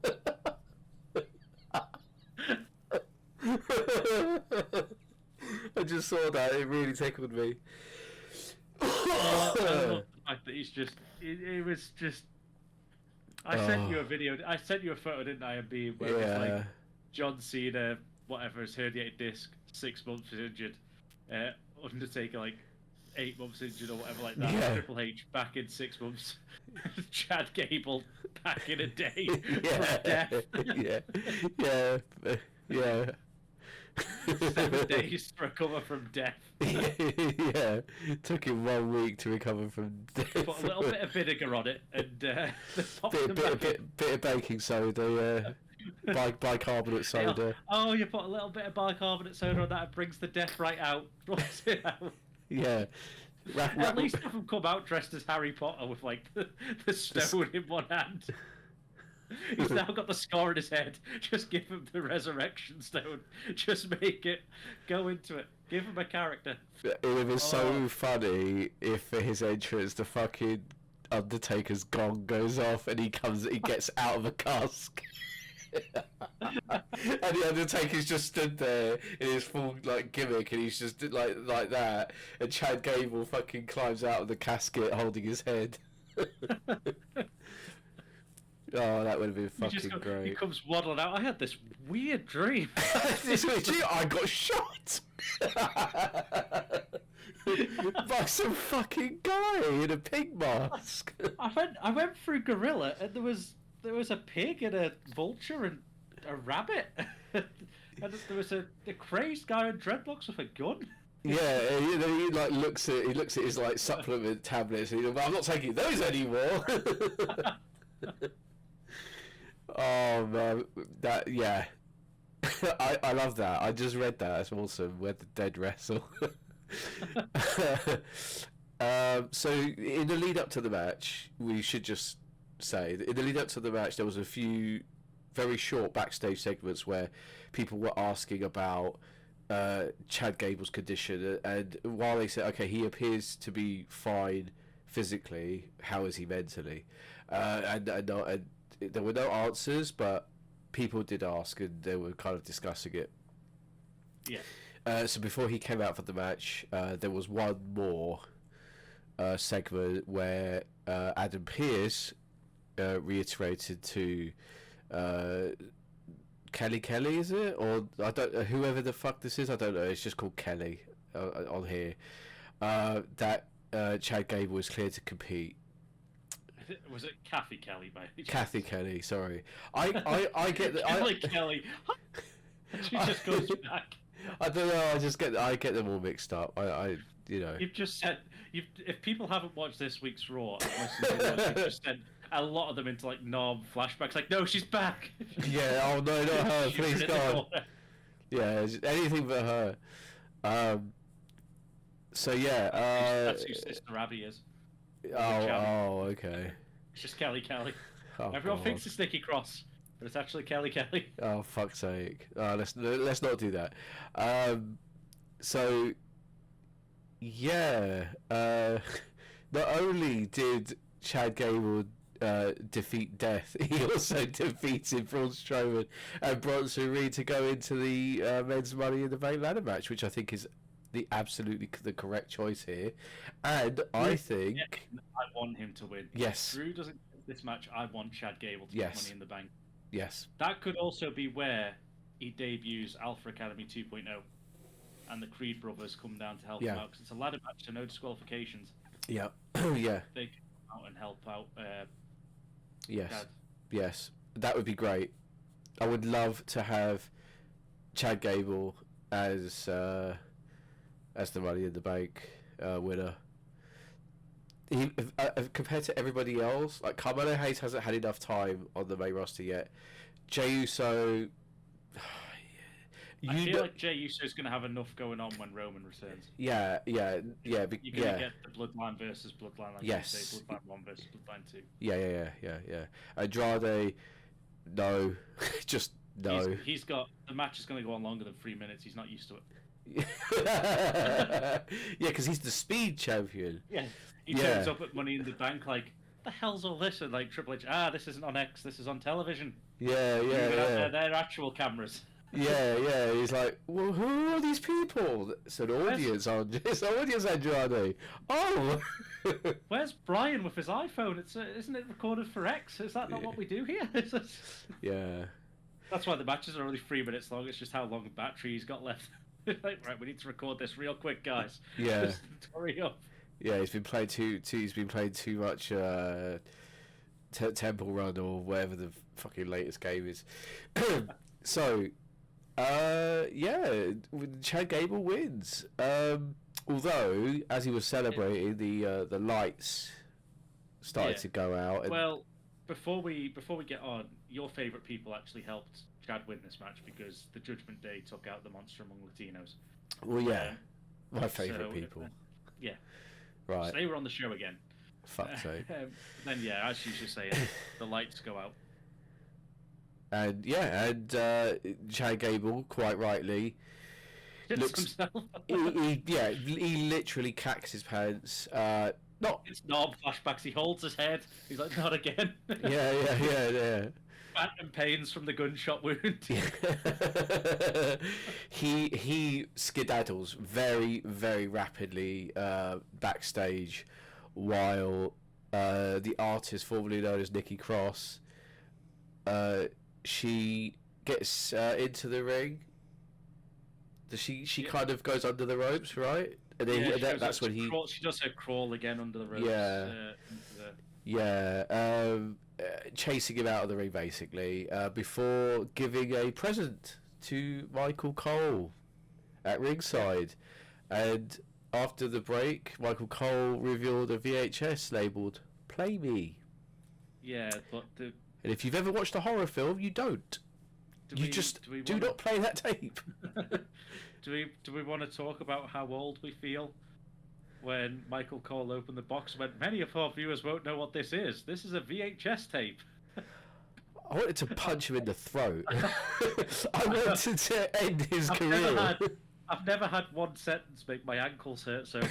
I am now of age. I was outside in my garden earlier where I put my workout bench, and I was on it, and I got to like my 29th chest press, and all of a sudden it was as if 1,000 backs cracked at once, and then there was silence. Yeah, I like that. I like it because he's like, haha, we're old, you don't know what this is. But actually, there is a thing at the moment, there's a big thing where, for some reason, the younger generation are actually returning to older media. I don't know why, because... Well, gramophones came back because people went to vinyls again. Yeah, you've also... Yeah, you've got... came back. What, sorry? Cassette tapes came back. Yeah. So a lot of old media is being resurrected. I'm waiting for the time I see someone with a Zune, or a mini disc player. Waiting for the end of the Euros and everyone's like, oh shit, I need to get teletext on. Yeah. Imagine that teletext makes a comeback in 2024. There's a game on teletext. It was like Bamboozle. a quiz. I can't remember. Bamboozle, that's the one. Yeah, I fucking love that game. I used to play that every day. I used to play it every day. I never won. I didn't know enough about the world. Because I was still a child, believe it or not. Well, if you were a child, it says how young I was when I was watching, when I was playing Bamboozle. I was at my auntie's house, and they were like politics questions, and I'm like a 9-year-old that just like the graphics of the face. Yeah. The colourful buttons. And I'm like, I don't know who any of them are. No. I didn't hear this in the live broadcast, but apparently Chad, after he wins, he says Chad Gable cannot be killed. He said it himself, apparently, which I fucking love, because he is now either a zombie with a conscience. I didn't know that was a thing. That's amazing. Even that, or he was dead the entire time. Yeah. I can't be killed. Yeah, this is all just a death dream. Yeah. Or I'm just picturing the guy from Scrubs. Who am I? Yeah. Just Chad Gable, like, can't be killed, just running around. Yeah. He's got like what are they called on? It's like not Scrubs. Or are they Scrubs? What? Oh, what are they called when you go into hospital? Yeah, okay. A gown on running around backstage. Just, I can't be killed. Yeah, it's like, is he okay? Like, no. Just guys in white suits chasing after him. But apparently he did. He said, Chad Gable cannot be killed. Imagine he's like walking around backstage like Vince, like he's doing the Vince strut, and he just picks up this is after it goes to Netflix. He just picks up a handgun and just bang, he just shoots himself in the head. He goes off screen for a minute, and then he just pops up like, he just pops up. He's like, nope, can't be killed. He's like. He's got like weird like after things, so he just sees like a rabbit and just punts it. Just a random any of the creatures that have got the masks on, he just attacks randomly. Little kid, he just goes into a pet shop and just punts a rabbit out of the window. What are we booking here for Chad Gable? Chad Gable is Omni-Man. Oh dear. Oh, I never thought Chad Gable being shot would make me laugh so much. Oh God, I don't even care about the rest of the card. That's it. Just send Chad Gable to the moon without a suit. Like just. Oh dear.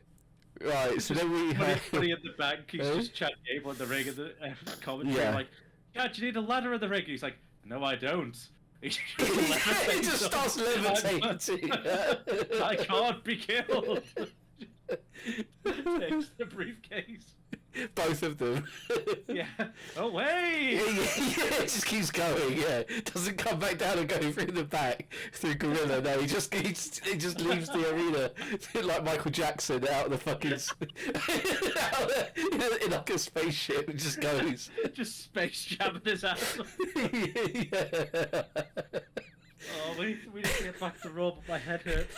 Oh my God. Oh, there isn't much left. Katana, Chance, and Caden Carter versus Arnold Dawn and Alba Fire was next. And it's good because Fire and Dawn, which is a very good way of using their names, beat Chance and Carter. Since they got called up, they've done nothing, have they? So yeah. But Damage Control got involved again. Yeah. To attack both teams, not just the one team. So yeah. Which is weird. It's getting interesting how a lot of the teams, even though they're heels, aren't aligning with each other. You know, it's kind of, it makes more sense. Like, it doesn't matter whether you're good guys or bad guys. You want to win the belts. Like, that's the ultimate goal. So yeah. I think that's good. I mean, the match was fine, But yeah, it was of course, it was a very short, very very non-celebration. Yeah, well, they had a lot more to come, which was obviously going to be the big focal point because Raw at this point just gets turned up to 11 from this moment on. Pretty much. Because up next we had a return. We did. And the crowd went wild for the Monday Night Messiah. Seth frickin' Rollins is back already. So Damian Priest and Seth Rollins have basically, they have a bit of a promo back and forth in the ring, and Damian Priest goes, "I didn't really want to cash in on Drew. I wanted to cash in on you because I respect you as a champion.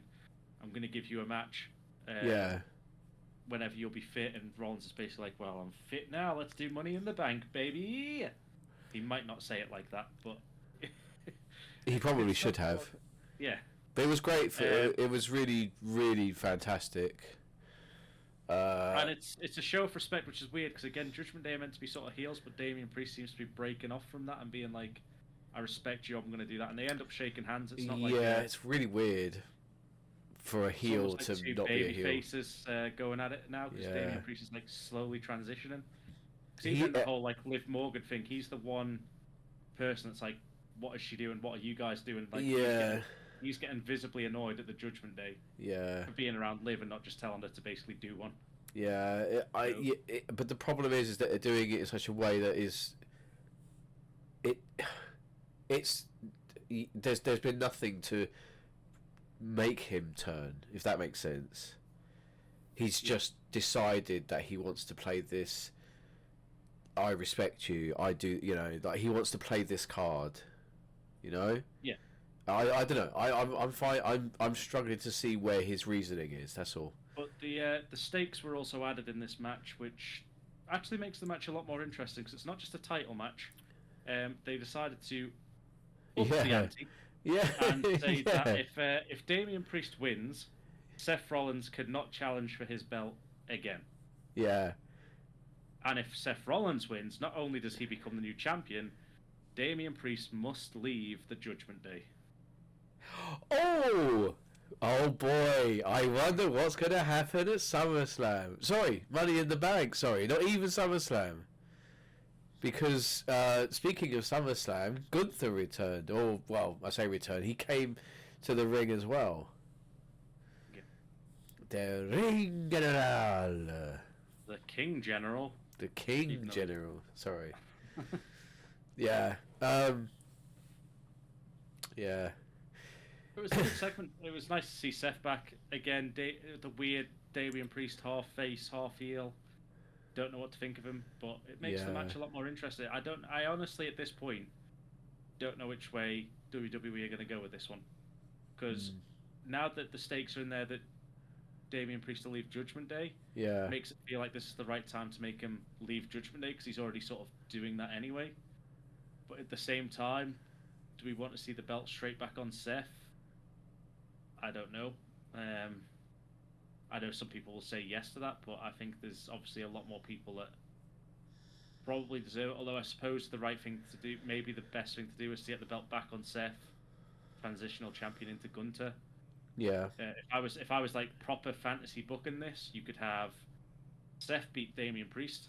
Damian Priest has to leave the Judgment Day. They've now got a story if Damian Priest has left, so Judgment Day probably go after Priest a bit more. Seth Rollins picks up the belt, holds it for maybe a month, 2 months, until the Ring General flattens Seth Rollins, takes the belt and starts his reign as the new champion. But at the meantime, Chad Gable wins Money in the Bank, and then we can finally get the match that we should have had, Chad versus Gunther. Yeah. Yep, that sounds pretty good. It's one of those... Again, WWE almost telegraph the results of things by putting these really strange stipulations on the match, like Damian Priest, if he loses, has to leave the Judgment Day, but if Seth loses, he can never challenge for it again, while Priest has it. Yeah. Like, okay.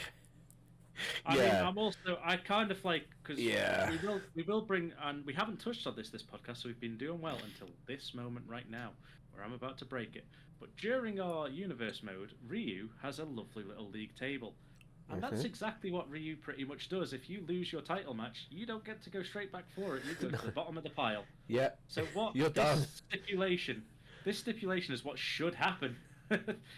I don't agree with this whole like let's have about 3 championship matches with the same 2 people. No. I think it should be you have 1 shot at that title, and if you fail, back of the line. Yeah. Let other people go for it. Thank you. It makes sense. It's just one of those things. If you want to bring legitimacy to this thing, that's just how it works. Does it make sense? If you're that good, you will work your way back up the table, and you will get back up there. Yep. Anyway. But then after that, we go from 1 great promo to 1 fantastic promo. This is all ends up the best thing. We finally see what is on that videotape. Yeah. And it is a interview conducted. Well, starts off with the WyattSicks all stood there menacingly. The Wyatt 5/6 stood there menacingly, and then the screen flickers again, and then we get a interview. Now, the person conducting the interview is Uncle Howdy, and the person he is talking to is Bo Dallas. So it's Bo Dallas's first proper on-screen return. Even though we all knew that he was Uncle Howdy, this is his first legit on-screen return, and he gets a hell of a pop. Even though it's a pre-recorded video, he gets a pop. Well, hold on now, because the thing is, we have to remember is Bo Dallas and Uncle Howdy are like with the Fiend and Bray Wyatt, were 2 very different people. Yeah. Very different people, but right? The only thing about that, it was good to see actually. Yeah, it was. Bo Dallas, yes. Yeah. Yes. Without the mask and stuff, it was literally just him. And what I didn't realize people... Sorry, I was just sorry to cut you off. It was just like, when he was with Curtis Axel, the B team. You remember? Yeah. There. Yeah. Sorry. Okay, go ahead. I was going to say, what I didn't realise when I first seen this until people pointed it out was, because I was too busy focused on the interview, which we'll touch upon in a minute, because it is very good. Where it's shot, did you notice where it was shot? Yeah. It's in the Firefly Funhouse. But all the lights are off, and... Yeah, I did notice. I didn't notice that when I was first watching it, and then someone pointed it out, and they boosted the gamma up a bit, I think, and they were like, you could see the door, the outline of the door, and it said Firefly on it, and all that. Yeah, it's an incredibly sad. It's incredibly sad subject matter, but it's so well done. It's so well done. Because you feel it, like you feel sad. Yeah. Because what he's saying is legitimate. Yeah, that to me wasn't scripted. No, it obviously was, but at the same time it wasn't. It was. We wanted to talk about this. That's what I mean by it was scripted. It wasn't just like they put a camera on him and away he goes. But what he said was genuine. Like what he said was just from the heart. Bo Dallas speaking. Yeah. And I think that's probably got him. Like. Yeah. I would now say Bo Dallas is probably above Cody Rhodes after this program.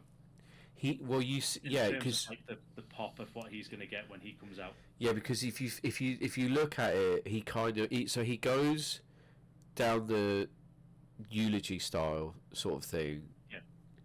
Then he turns that way, and then he's like he gets it back seamlessly, pulls it back into the story. Yeah, and everyone who was like Bo Dallas cannot do what Bray Wyatt did. Because Bray Wyatt was my God. No. Watch this video. Watch this video and then tell me that he can't do what Bray Wyatt did. Because Bo Dallas is this is the best I've ever seen Bo Dallas. Like I liked the whole Bo Leave thing. I liked him in NXT. This is just insane what he is doing in this. Like I thought the WyattSicks debut was fantastic. Yeah. This arguably could top that. And the rest of the WyattSicks aren't in it, and that is just because of because the emotion he gets into, where he's like, when Bray died, I lost everything. I wanted to be on the top of the world with Bray, with my brother, and that, and it was just so like tugging at your heartstrings the entire time. Yeah. And then you have that sort of devil figure of Uncle Howdy, like trying to say, "Did you blame yourself? Did you do this?" Yeah. Like, just like putting jabs in there. Which well, he's kind of being his therapist. Yeah. Because they will ask, because having been through therapy, they do not quite in such the manner like that, but they do ask you, do you blame yourself for these things? Do you, like, you know, they have, because they try to figure you out. Yeah. But the way it finished was fantastic. Yeah. Because it wasn't any spooky bollocks. It was just Bo Dallas coming to the real, like, he sort of came back round and was like, we made them remember. Yeah. And Uncle Howdy is just like, yes, we did. And that was it. No spooky bollocks, just, yeah. And then the video just cuts off there. It just stops, yeah. Yeah. It's very good. Yeah, it's very good. I love that sort of stuff. It's brilliant. There's no ghosts like thing, you know. This is all like I was discussing it with a friend of mine yesterday night. It's basically like a slasher film. Yeah. With a bit of The Ring sprinkled in there. Now I'm torn at this point because obviously what people have said about the WyattSicks is if you go any sort of wrestling fan, if you go back a year, the members of the WyattSicks were jobbers basically. Yeah. A lot of them were just losing matches, nothing to do with them. So now how can we get them credible? Yeah. In a sense. I wouldn't mind seeing interviews like that. Maybe not on Monday Night Raw, but maybe you stick them on the social media channels, maybe a Twitch takeover again from Uncle Howdy, where Uncle Howdy does this sort of interview with the other members without their mask on. Yeah. And he can like ask them about their past and see what they think. So, like Nikki Cross can be about how superhero and stuff, how she lost what were they called? Well, I can't remember what her faction was called. They were really good. Sanity. Sanity, that's the one. Yeah. She lost all of her family and sanity, this, that, and the other. Then she went to be like a superhero and was like booed and stuff like that. Yeah. For doing stuff, and then like seeing her slowly snap, and then they could all end it with the similar "we made them remember" sort of thing. Yeah. You could see him slowly, like, not almost like you say, like therapy helping but also hindering. Like if you had Uncle Howard just asking these questions, but you can also sort of get from like similar to what Chad was doing, but far better, I think. The way Uncle Howdy does it, he's like sort of twisting and manipulating them to be like part of the WyattSicks, but at the same time it's just them being honest, because then you could be like, okay, yeah, Nikki's actually got a point. She's been like, she was abused as Nikki ASH, almost a superhero. She just binned off the 24/7 championship. Yeah. She lost all of sanity. Like, you could do the same. Loomis lost the way. They just like disappeared on him. He was basically just left as a nobody when he got called up to the main roster if they break the fourth wall that way. Yeah. Joe Gacy's just Joe Gacy. He's just crazy. It's like, you know, you could use some of his NXT footage because he's the only real called up one. And then Eric Rowan, you could have them talking, if they want to go down the road, they could bring up Brody Lee and maybe do something like he lost a brother. Yeah. Well, and Bray, he's lost two. He's lost two. Yeah. Yeah. Yeah. So, and the last gimmick he had was with that stupid spider in a cage. Yeah. Oh, what the fuck, man? Which got what stamped the on. Fuck? Yeah. Bye bye spider, I guess. I hate spiders anyway, so I was quite pleased with that. I think this sort of this video thing, if they did it with all the other members to introduce them without the masks on. Yeah. That would be good. Means you could also stagger out the actual debut a little bit. Not the actual debut, because you get what, like in-ring debut. They could still turn up and attack people or whatever and do the spooky stuff, or still torment Chad Gable for a bit maybe because it's funny. But then you can still get until people know who they are, so they can do these interviews on social media and stuff, or Twitch takeover. Yeah, maybe we'll see. I don't know how they're going to do it. It'd be interesting to see, but I think it'd be okay. But but for me, it wasn't even a match. This was the best segment of Raw. Yeah, absolutely. WyattSicks are dominating it, and this, like I said, Bo Dallas is just, he's doing wonders. Yeah. But yeah, then from one spooky thing, which wasn't really spooky, it was more just, again, heart-wrenching with some of the things he was saying, we move on to another spooky spookster in Karrion Kross, who had a match with Kofi Kingston, who halfway through the Authors of Pain were on screen with what's his name? I can never remember the guy's name. Xavier Woods. Paul. Is it Paul Ellering? Yeah, Paul Ellering, and he just screams down the microphone, like into the camera, that you caused this, and it's like Xavier Woods just getting his arse out. Is this worth it or something? Yeah. What? There's nothing like. There's no context of what Karrion Kross and the AOP are doing. No. But I like it. I don't understand the thing that's going on, but I like Karrion Kross. He's actually being booked like a dominant heel now that he should have been booked as years ago. Yeah. And I think that I don't know. I don't know if this is the right team to do it with. It would be interesting if Xavier Woods turned on Kofi, but I just can't see it happening. No. Because they've been trying to obviously convince Xavier to go against Kofi, and he's been doing all of these, like, the stories, all sorts of stuff.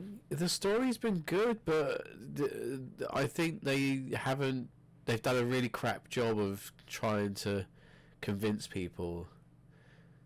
Because there's no. That's all. I just don't know what the end goal is apart from. Is he, like, obviously we know he's trying to turn Xavier against Thing, but there's no, like, it's not like he's saying, "Come join us." It's just. No, he just says something. He says something to Kofi, to Xavier Woods, and she goes TikTok, and just walks off. The thing is, right, is like, okay, they're trying to break up the New Day, who haven't really been relevant for the. I mean that in the nicest way. They haven't been relevant in the setup of Raw for years. I mean that's a bit harsh, but ever since they split them up. Yeah. When they tried to let Big E go solo. Yeah. But not solo, because he still was part of the New Day, and yeah. He just went, "I'm drafting you to SmackDown." SmackDown. He was. Yeah. And the other was like, "Oh, great!" And then he's like, "Just Big E. You guys are on Raw," and they were sort of like that shocked me. Yeah. And then from there on, it's just been downhill from the New Day. Yeah, I don't understand what they're gaining out of this, but you know, whatever. Most people probably find this match dull and not much happening, but Karrion Kross is my boy, and it's nice to see him actually pick up a win, even if it was by like shenanigans of them attacking Kofi's partner backstage. He still was dominating the match up until that point, which didn't make sense either, in my opinion. It was like Karrion Kross was on top, and then the video flashes up with them attacking Xavier Woods. Like, yeah, beat Kofi Kingston, and then you showed that. I didn't understand that part. Yeah, I don't know. I'm not interested in that story. It's just not doing anything for me. Like, if they break up the New Day, okay, that was probably coming because Kofi's definitely in the twilight of his career. Woods has always stated it's not really been about titles for him. It's about being with his friends and having a good time and doing something he loves. Big E, unfortunately, clearly is not coming back. You know. Well, he's had that surgery, hasn't he? He's gone in for it. Yeah, he has, but yeah. The only way I can see that, I'm going to do a quick little bit of fantasy booking here. The only way I can see this being a thing is if they break up this lot, break up the New Day, they go their separate ways, they have a grudge match at some point where Woods beats Kofi. Kofi goes into a semi-retirement, and at some point in the future, if and when Big E is ready to return, he like it's completely like, well, I would say completely, it's healed to a point where he's like, yeah, okay, I'm ready to go. He brings the New Day back together. I was gonna say, you could almost do like a Edge and Christian.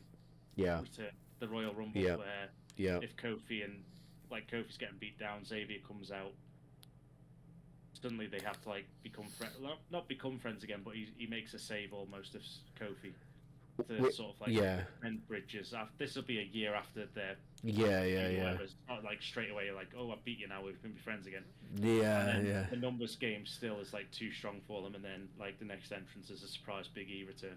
yeah, And both look shocked and bring the New Day back. Sort of that way. yeah, yeah. That would be a dream come true for me. That would be a dream come true for me. But hey, you know, it is what it is. Moving on. It was going to happen sooner or later, wasn't it? We had one more backstage footage from the Judgment Day, who have taken over the shows, which was Damian Priest was going back to the clubhouse. Yep. And as he opens the door, Liv Morgan is leaving. Well, sucking on a candy, as the Americans call it, or a boiled sweet to us British. Yeah. And she just walks away, and the only person in the room is Finn Balor. Yeah. So again, carrying on that sort of, they both got out of the car together. Are they actually up to no good? Yeah. And he's the one that also pocketed the key card. The hotel key. Yeah, he did. The key card. So we don't know. No, and Finn's like, nothing happened. I told her to leave, sort of thing. Like, yeah. Yeah, he did. I told her to get out. No, you didn't. No, you didn't. You did he not. He told her to hock her. Oh, really? Last time. She probably did. She probably did. So we had Judgment Day versus the Awesome Truth. Yeah, this the was Awesome yet again Truth. another match which R-Truth agreed to, which Miz didn't know about. Yeah. Yeah. And yeah, so we get into the main event, and it's JD McDonough and Finn Balor representing the Judgment Day. That's right. And with the help of Liv Morgan, the Awesome Truth, the Awesome Truth lose their titles. So R-Truth is in the ring. He delivers the 10-knuckle shuffle. Yeah. Finn and JD, because he just hits both of them with it at the same time. That's right. And then Liv Morgan hops up on the ring apron, and because R-Truth and her are friends, and R-Truth is naive, he walks over to her and gives her a hug, and then she just does the old drop off the apron and guillotine. Yeah. Just sends him back into the ring. Yeah. To a coup de grace from Finn Balor to pick up the belts. So Judgment Day have got the belts again, or one set of the belts now, because they were the unified ones at one point. And JD McDonough, who's done nothing but lose, but I've always been a fan of his, nonetheless, for his selling ability, is now a champion. Yeah, he is. Which yeah, just he goes is to show kids, champion. if you fail at everything, you too can be a champion. Yeah. Apparently Michael Cole, he said the Klingon-like skull of JD McDonough. Oh, goodness me. That poor guy.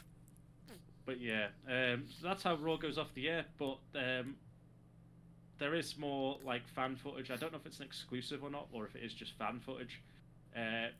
After the match, R-Truth and The Miz are in the ring, and the Judgment Day have gone backstage at this point, and R-Truth's music hits, and then The Miz goes and grab a microphone, and then stops and turns around like he's going to punch R-Truth, and then just starts laughing and goes, "I'm just joking." And then so like R-Truth's like jumps back, and he goes, "I'm just joking with you." He goes off and grabs a microphone, picks it up, and he sort of like, he does berate R-Truth a bit. He goes, "Look, I told you to stop taking matches when I wasn't around.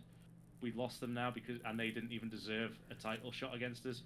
But then so everyone was like, "Oh, maybe this is like Miz turning against R-Truth here, and we're going to get R-Truth Miz against the thing." But nope, Miz just goes, "But you know what? I'm going nowhere. You're going nowhere. As long as we're having fun, they're having fun." Miz points to the crowd, going like full babyface Miz. Yeah. He's like, "As long as we keep having fun, that's all this is about now." Play his music, and then R-Truth's music hits again, and they celebrate around the ring. Yeah. To a standing ovation. That would have been fan footage. They would not have broadcast that on TV. Yeah. But Miz can do it. Miz can easily be the mouthpiece for the company if he needs to be. Yeah. Like we said, on commentary, he has the charisma. Yeah. So he has got that thing, and that's also, I should touch, that's why R-Truth accepted the match, because Miz was sat on ringside, and Judgment Day went to R-Truth backstage and went, "Can we have a match?" And he was like, "Yeah." Yeah, yeah, he's Miz wasn't around. Yeah. So well, it was a good finish. Yeah, new tag team champs. Yep, Judgment Day back on top, which means we now have 2 heel champions. So maybe we'll get a nice face tag team champion for SmackDown. Maybe. Please, my boys in DIY, please. Maybe. Look, WWE, you listen to our book, and we know that. Yeah. Book Yeah. DIY is. Yeah, we know, and it's okay. Speaking of DIY, a few things to touch on because I know the podcast's gone on quite a while. Yeah. We had some brilliant clips on Twitter or X from DIY over the last few weeks where they've been trying to RKO Randy Orton. And by them, Tommaso Ciampa has been trying to RKO Randy Orton while Johnny Gargano's filming it. And then if you've not seen them, they are hilarious because the first one he's by the ring. And I've seen the one where he turns and just walks like Samoa Joe. Yeah, he's like, "I'm going to go RKO Randy Orton," and Johnny Gargano's like, "What? What are you? No, why?" He's just like, "I'm going to do it. It's going to be out of nowhere." And he just runs around the ring, but he shouts as he's going around the ring. So Randy Orton just steps aside, he jumps over the stairs and just dives on the floor. And then Johnny Gargano just turns the phone around and is just like, "Ooh." Yeah. He's not good.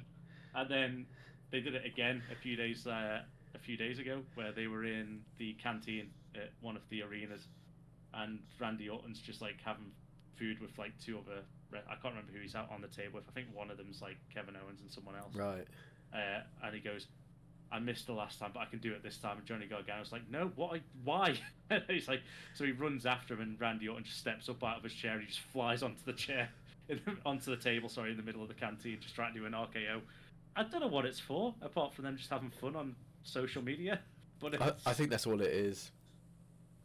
I think maybe it's because people aren't main roster people probably still aren't too sure on DIY because they probably didn't watch too much of the Black and Gold, or the Black and Gold was too long ago for them to remember just how good them pair are. Yeah, maybe. So maybe it's their way of trying to get them over a bit more, because they haven't had the best reactions, I would say, on the main roster. Yeah. But then the only other thing I'll talk about on Twitter or X before I'm done for this show is we spoke about him at the start because we said his name and he appeared. Yeah. But we also got a slight teaser from Mr. Hendry himself after saying that he can turn up at any place, anytime. He posted a lovely photo of him outside an ice cream shop in Swansea, and he said it's beautiful here in Swansea. What a heat wave, and then the symbol of fire and a wave. And as we all know, the next NXT pay-per-view in a couple of weeks' time is NXT Heatwave. Yep. So maybe we are going to get him appearing one more time in NXT for whatever reason, and I just hope it's something good. Yeah, you never know. You never know.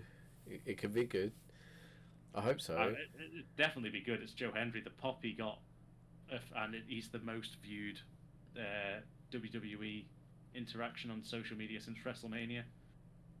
Yeah. Which just goes to show how over he is. Yeah. But at the same time, the fact that he's now the most like over thing, I think TNA have just got like the cartoon dollar signs just going in their eyes, like, how much can we get for him? How much can we get for him? He, for all I know, I think he's like a contractor. Like he's allowed to work for anybody until he signs the big dub. Yeah, deal.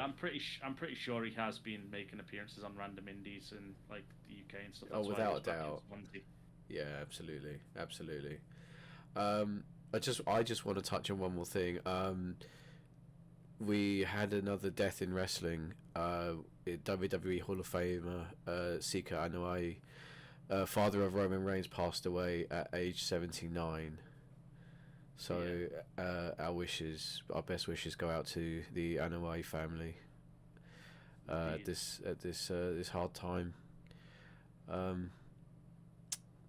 Not good, but you know, hopefully it wasn't. It was a peaceful passing. Yeah, well, I mean, they haven't released what it was, but it could also just be natural causes because it's 79. Yeah, he was fairly old. Yeah, it's anyway. I mean, it's none of our business anyway. But yeah. Best wishes to everyone that was close to Sika Anoa'i. And sorry to end on a bit of a downer note, but we haven't got anything else to say. Well, we can end on a bit more of an upbeat, kind of upbeat, kind of not. We can touch on England are through in the Euros. Is that an upbeat thing? I said it could also be downbeat because they are utter shite. I don't know how they managed to get through. We have literally played the worst fucking football in the group stage I've seen since we were at the World Cup in South Africa. It is absolutely abysmal. If you follow the football or watch any of it, and you've had the misfortune of watching England this tournament, which is arguably England's best squad in a long time, with the likes of Bellingham, Saka, Foden, Rice, they're all still young. Like, there should be a team that's absolutely flying. And as the commentary team have said on many occasions, every single one of their Premier League clubs plays the same way. High press, high attacking football. And Southgate's got them going left, right, backwards, park the bus, there you go. Yeah. Well, I mean, I think they covered for him because I can't remember who they asked. It was probably Declan Rice, because that boy just says whatever the fuck he likes. I think one of the pundits asked him, "Did you listen to? Was the way that you played today instructions from the manager, or did you guys do that?" And it was either him or Harry Kane, one of the two, turned around and went, "Oh no, that wasn't our instructions." Well, like, fuck was it? Gareth Southgate played as a fucking defender his entire career. He does not know how to play any other way. He's a defender by trade. It's in his instinct to defend heavily. Yeah, it's so depressing when you see the average touch positions of England players. Yeah, and it's all like just outside their own box. Yeah, it's all in our own half. It's all of it is in our own half. And it's not because he's a former Tottenham player, but Harry Kane should not be starting the next game. Get him the hell out of that team. Put Ollie Watkins in. Get someone that is going to spin defenders and make a run behind. One, not only is it because it's attacking football, which we desperately need, but two, you could then, like, he hasn't played well, but I am not completely against Alexander-Arnold being a midfielder. But the thing Alexander-Arnold has in Liverpool is Diaz, Nunez, although Nunez misses like 95% of his shots, he does. And Salah, all three of them will turn defenders and run in behind him to ping balls long over the top. He has got great accuracy, great range on his passing. Yeah. Ollie Watkins can spin a defender and get him behind. Yeah. Harry Kane may as well be playing quarterback. Yeah, it's like passing. It's like passing to a bookshelf. Yeah. I know he's the club captain or England captain, but get him on the bench. Just let Watkins start the damn match. Yeah, I think so. And like everyone's been saying, like, we don't know the best England, or Southgate's like, we don't know the best team. We haven't had a natural replacement from Calvin Phillips. When that's your go-to person that we haven't had a natural replacement for. He has never been a natural. He's never been one. When he said that, I did sort of go, nah, he's joking, right? Like, not. The thing is, I seen it after. I didn't watch that part live, so I seen it after, and I genuinely thought it was AI, like the videos I've been sending you. Of, like, I was like, nah, someone's took the piss there, and he's got like natural place. No, that was genuine. That was real. That was real. And I'm not trying to say that Calvin Phillips is not a good player. He is. Oh, I am. well, he had one good season from Leeds, and that's it. Well, I mean, the thing is, I mean, but you saw the change when we made the change, when Watkins did come on, when Cole Palmer came on, right? When they came on, suddenly we were attacking. Too late, far too late in the game. But we were Gordon. Gordon's got pace. Put Gordon on the left. Yeah, but he wants to keep playing this fucking Gallagher. And he's rubbish. If you ask me, he's the Jordan Henderson of this squad. He's got a great engine, but fuck all else to offer. He will chase that ball like a dog, all day, but he will not be able to do anything with it. Even if you don't start, who did I even just say? Gordon. Even if you don't start him, bring him on second half when legs are getting tired. He will bomb down that side rapid. Yeah. You then have, like, we have some of the quickest players in the world. Like, We Gordon do. is one of the quickest. Kyle Walker, for his age, is still one of the quickest footballers going. Yeah. Brent's not Saka. exactly slow. Saka's quick. Yeah. Ollie Watkins as a striker's pretty rapid. Yeah. We could easily hit teams with just pinged passes, quick movement, one touch, spin a defender, you're in behind. Yeah, and we're playing a team next who are not the fastest. I think their right back is 37 years old. Yeah. Now, for the love of God, put pace against them. Yeah. Just stick someone on that can turn and burn him. Yeah. Yeah. He'll probably be man marking Harry Kane because he's like, yeah. He ain't going anywhere, is he? Both of them are just sat in the semicircle, just playing checkers or whatever old people do. They're just sat there, just yeah. Should we go kick the ball? No. No, it's your move. Oh right. Yeah. Wait, what's that? There's been a no. It hasn't been a goal. It's still 0-0. Carry on, your turn. Yeah, it's all right. We'll get penalties and then we'll have to do something. Yeah. It's been fucking abysmal. It's almost like the Simpsons episode where they just like pass in a triangle for the entire game. Yeah. Yeah. He's passed it here. It's here. Then here. Yeah. It's just, yeah. That's all England is at the minute. Yeah. Uninspiring. But to be fair, like, you're fucked. I'm not. The second England lose, mate, I'm back to being Manx. Oh right. Oh well, that's fair enough, I suppose. I mean, don't forget, I do have Portuguese ancestry, so Forca Portugal. Yeah. Well, saying that, Georgia done them over. Yeah, but they still qualified, so. Yeah, they did qualify, but that was a surprise one that Georgia got there. Yeah, yeah. I mean, we've gone way off wrestling. We're on to the Euros now.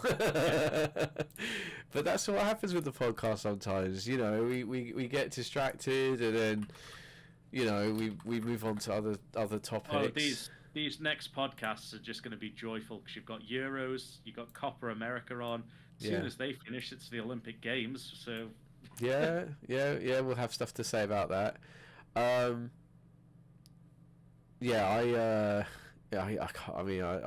don't know if Portugal losing to Georgia was a tactical move.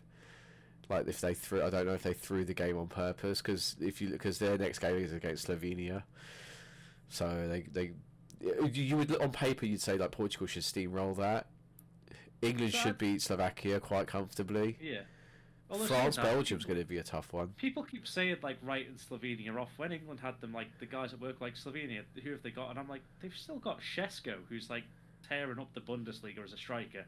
They've got probably one of the best goalkeepers in the world in Oblak. Yeah, yeah, so Oblak. They have got decent players in there. No, they have. Yeah, but but on paper, those are the only ones that stand out. Really. Yeah. Germany have got Denmark. I mean, if Denmark haven't done badly, but unless they have to face each other at some point in these knockouts, for me, at the minute, through group games only, the final is Germany-Spain. Yeah, they are the two best teams in this tournament. So I mean, yeah, Spain have got Georgia. With all due respect to Georgia, Spain have got that's a bye. That's a bye week. Spain are going to just walk through that, I think. Switzerland, Italy will be a tough one because Italy haven't been playing well. France, Belgium's going to be an absolute barnstormer. I think we're going to see a lot of goals there. Both of them very attacking sides. And most of them ruled off for offside if they're Lukaku. That man doesn't understand the fucking offside rule, does he? He has been offside more times than I've had hot dinners. Someone put a graph up, which made me laugh. It was like Euros top scorers, top place own goal with like 7. Yeah. And then it was like second place Lukaku with like 4, if they counted. Yeah, if they counted. Yeah. No. Well, I think he did. Yeah, he did. Maybe he's got 1. 3 of them have been ruled off for offside. Yeah.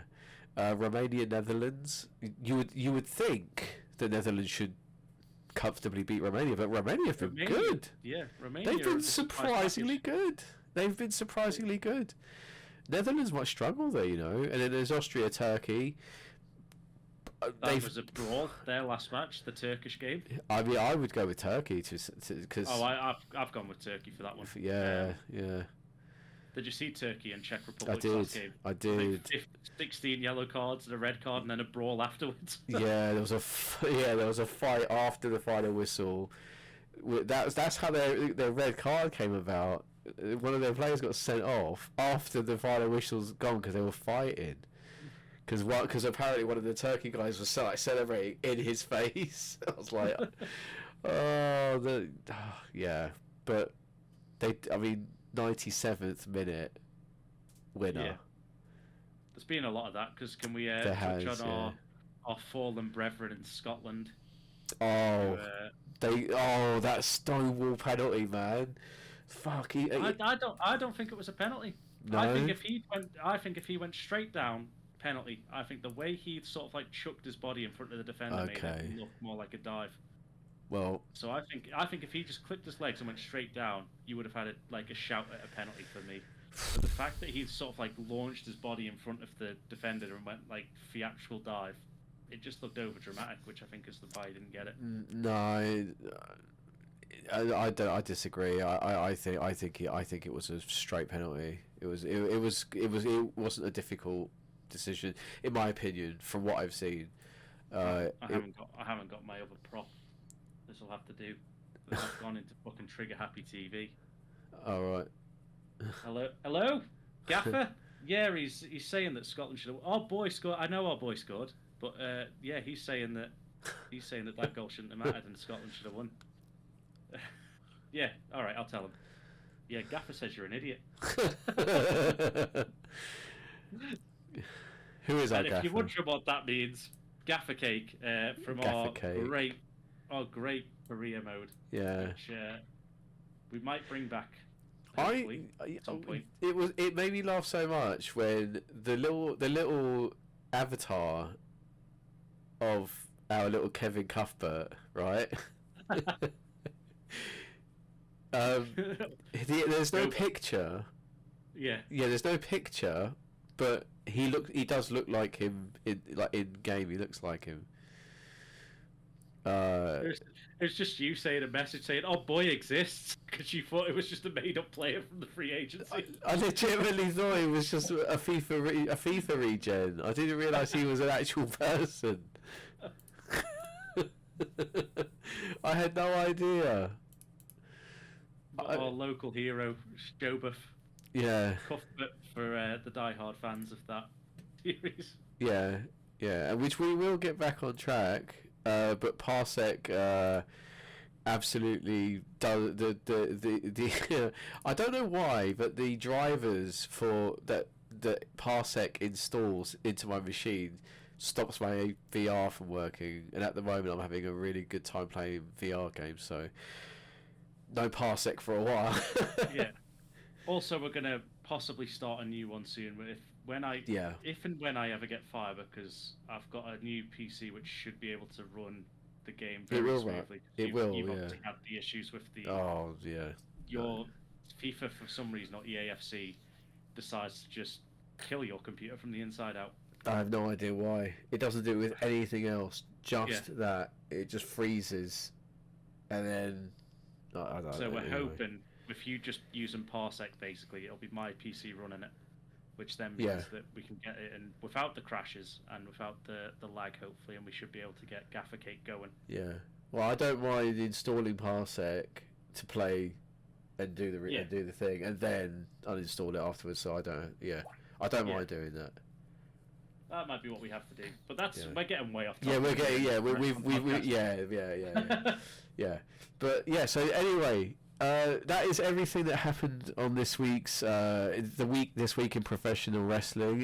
Some Euros and then and Twitch streams. Yeah. But the good news is that I have an extended period of holiday coming up, so there will be lots and lots and lots of content coming out as we go through the next few weeks into late July. So everybody, thank you so much for being with us today and hanging out with us, listening to us just chat some football shit, have a good laugh about the undead Chad Gable and everything in between. We appreciate you. Thank you very much. Leave a like and subscribe on YouTube. If you are listening on Spotify, please drop a follow so that you get the immediate audio transcriptions of this podcast. And if you are watching on YouTube, I hope you've enjoyed the bullshit that is absolutely happening on WWE 2K24. And with that, it's goodbye from me. And it's goodbye from me. Alright, we'll see you next week, everybody. Thanks.